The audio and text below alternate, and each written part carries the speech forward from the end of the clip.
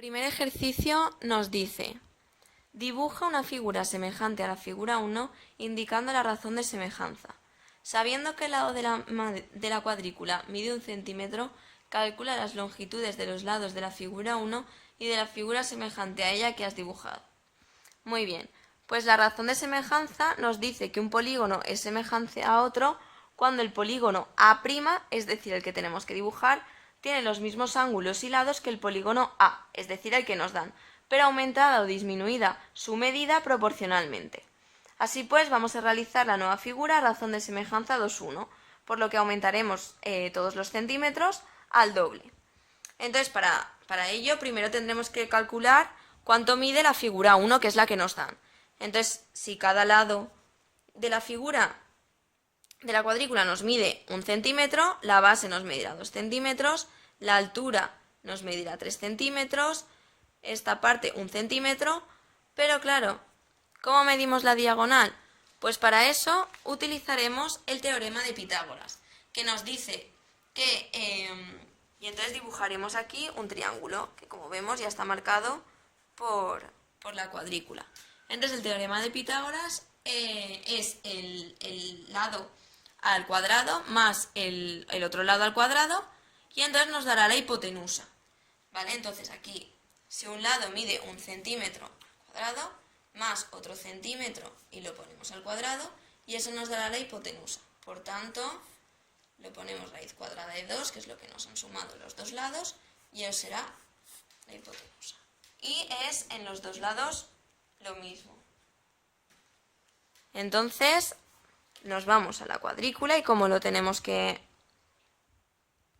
medir por el doble, lo tenemos que representar en el doble, pues vamos a representarlo. Entonces, si la base nos ha medido 2 centímetros, nos cogemos un punto cualquiera, el que más nos guste, y entonces ponemos, por ejemplo, 5, 2, y nos vamos a 4 centímetros, 1, 2, 3 y 4. La altura 3 centímetros, le hacemos el doble, 1, 2, 3, 4, 5 y 6. Y luego tenemos otra vez el problema de las diagonales.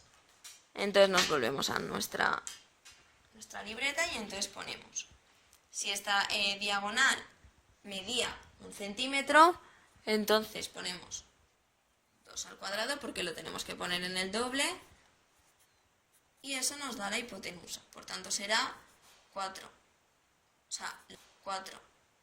sea, la raíz cuadrada de 8, que eso es x, y eso es lo que nos medirá la hipotenusa. Entonces ya podemos calcularla, que va aquí, esto medía 1 centímetro, pues ahora mide 2 centímetros, y ya lo único que tenemos que hacer es unir los lados de la cuadrícula.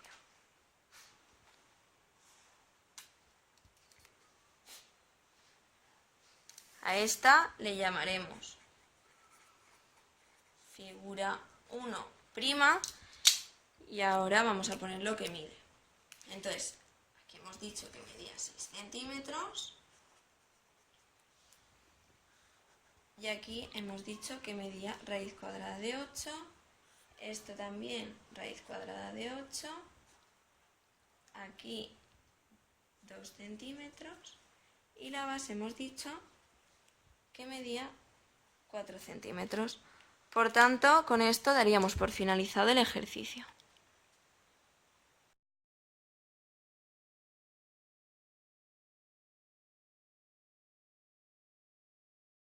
Bueno, yo os voy a explicar el ejercicio 2. Para la realización de este ejercicio tenemos que fijarnos en la figura 1 del ejercicio 1 y en la figura 2, ya que nos piden los dos movimientos consecutivos que hay que realizar para pasar de una a otra. El primer movimiento que realizaremos sería la simetría axial, que es aquella que se realiza respecto a una recta de forma que a cada punto x se le asocia un punto x sub 1. En primer lugar, trazamos rectas perpendiculares al eje Y desde cada uno de los vértices.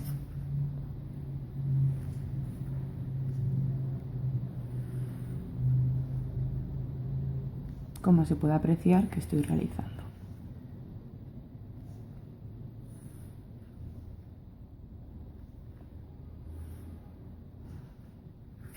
En segundo lugar, con el compás mediremos la distancia del punto A al eje Y y la llevaremos al otro lado del eje Y para obtener el punto A sub 1. Esto lo haremos con todos los puntos de la figura.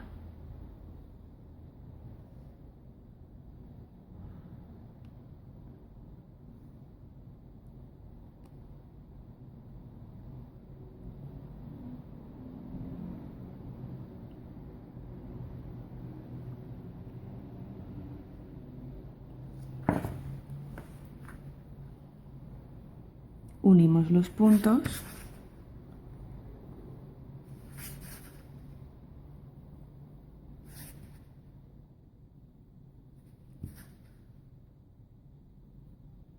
y obtenemos la figura simétrica.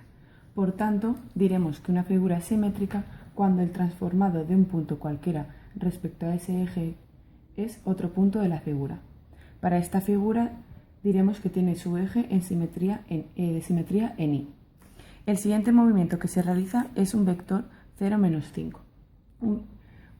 Los vectores son desplazamientos de la figura que se producen en la dirección del eje X y del eje Y. En este caso es un vector de 0,5 puesto que no hay desplazamiento del eje X, por lo que podemos observar la figura simétrica está en el 1 del eje X y la figura 2 también, pero sí que del eje Y, ya que baja 5 puntos hasta llegar a su punto. Por eso es un vector de 0, menos 5.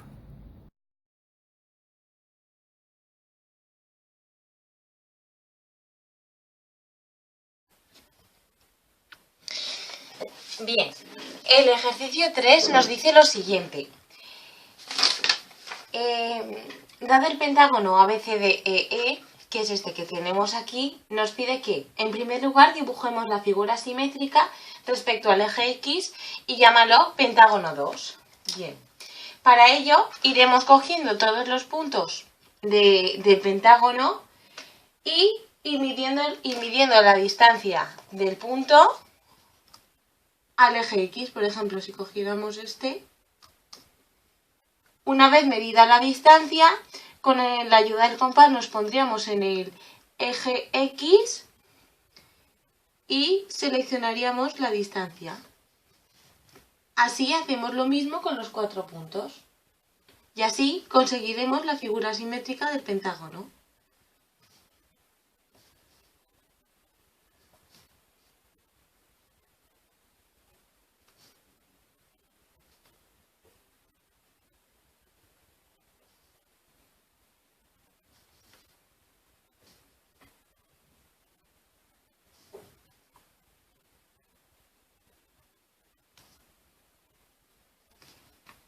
Ya tenemos los 4 puntos y ahora solo faltaría medirlo.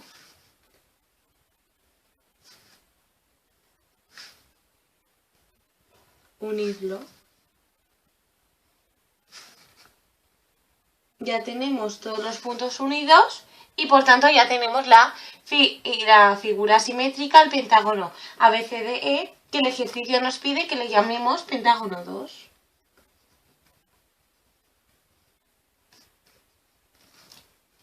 Pentágono 2. Bien, el apartado B nos pide lo siguiente. Hemos de trasladar el pentágono 2 según el vector menos 4, 4 y llamar pentágono 3 a la nueva figura. Bien, un vector está determinado por dos puntos del plano. En este caso, si cogiéramos el punto A, sería 1 menos 1, que es su origen, y A', como vamos a ver a continuación, será el punto menos 3, 3, que es su extremo. Y así lo haríamos con todos los puntos del pentágono. Nos ponemos en la posición de cada uno de los puntos y contamos, como en el ejercicio nos dice, menos 4, 4 a partir de cada punto. Por ejemplo, como hemos dicho antes, en el punto A, 1, 2, 3, 4, 3, 4.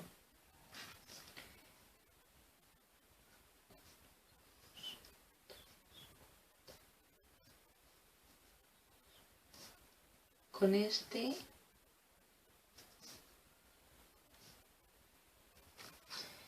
Y ya hemos conseguido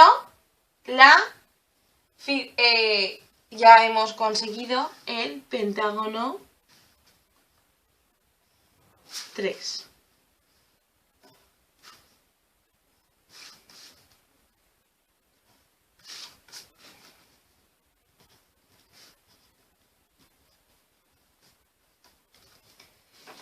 Bien, y en tercer y último lugar le vamos a aplicar al pentágono 3 un giro de 100 grados. Es muy importante que leer y atender que es en sentido antihorario, con el centro en el origen de coordenadas.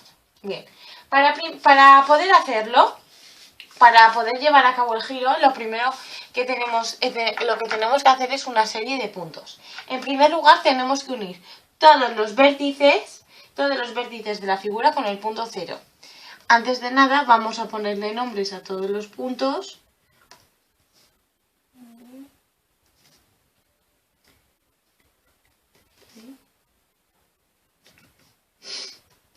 B, A, B.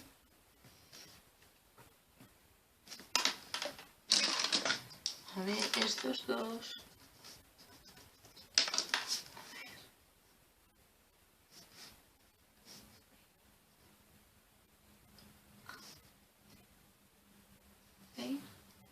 Y vamos a unir todos los vértices de la figura con el punto 0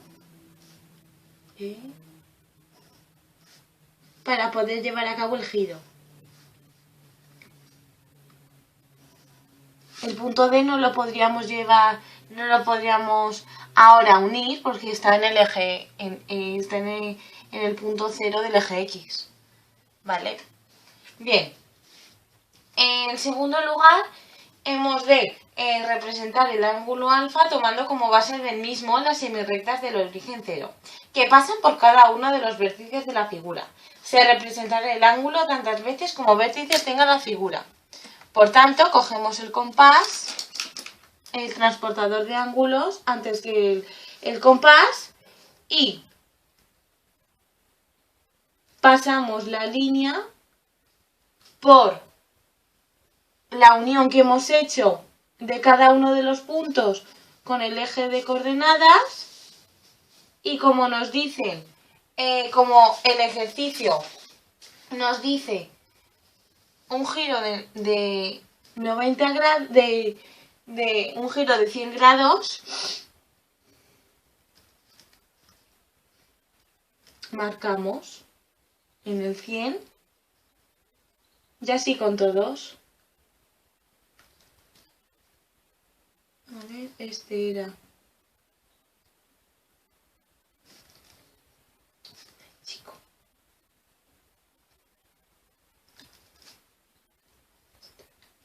¿Sí?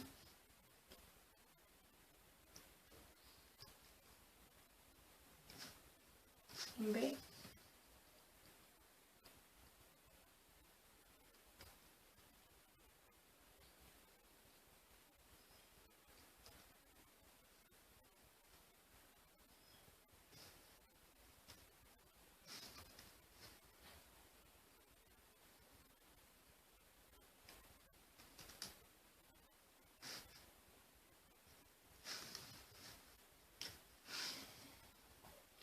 Bien.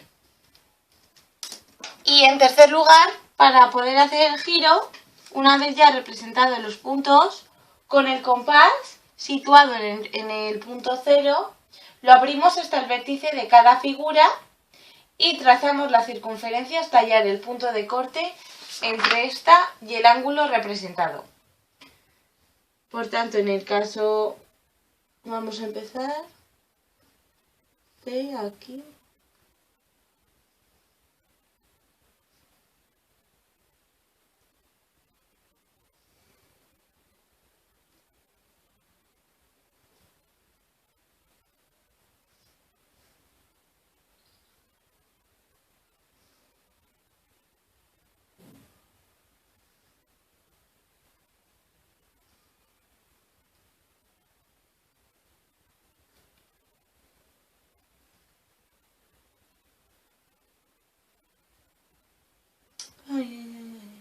Se me ha ido un poco.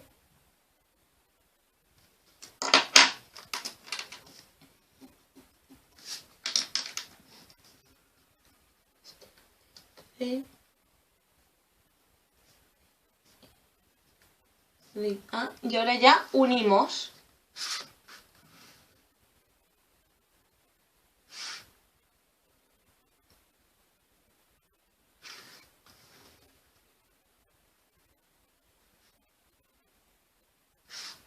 Este se nos había ido un poco.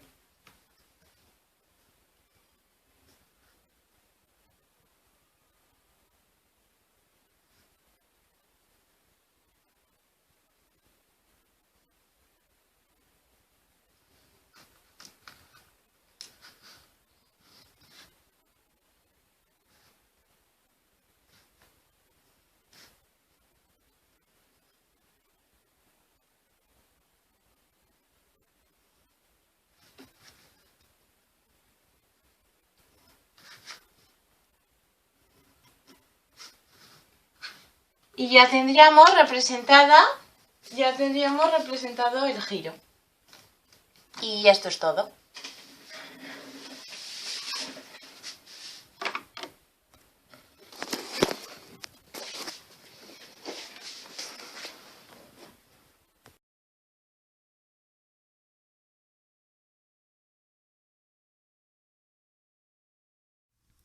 Haz un estudio de la simetría de las letras mayúsculas del alfabeto.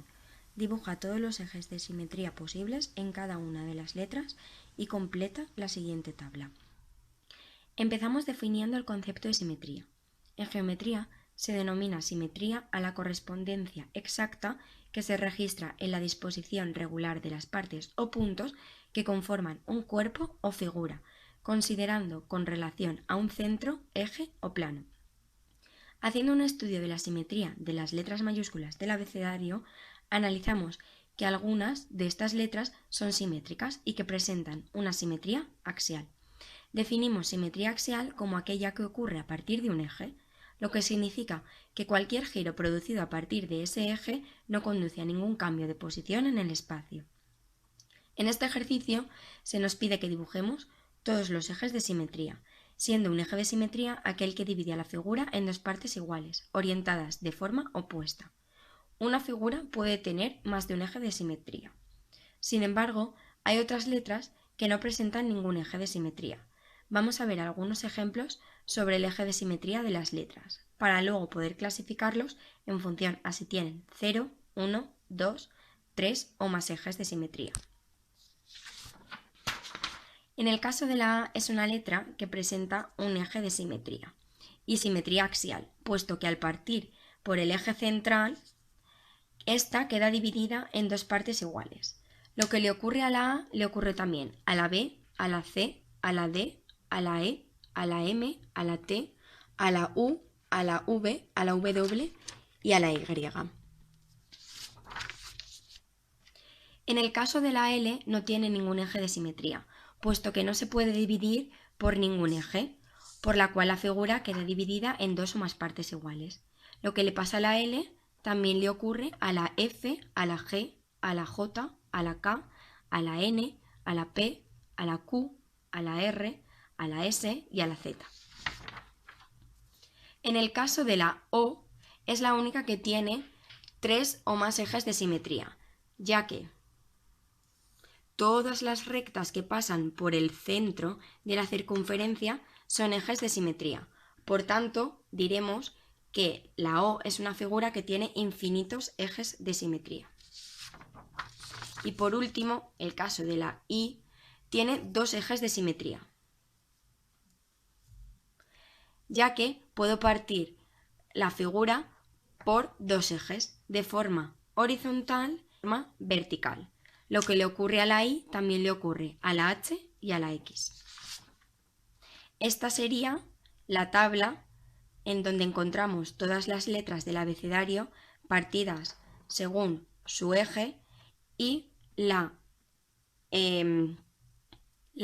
tabla donde podemos encontrar la clasificación de los ejes de simetría en función a si tienen 0, 1, 2 o 3 o más ejes de simetría.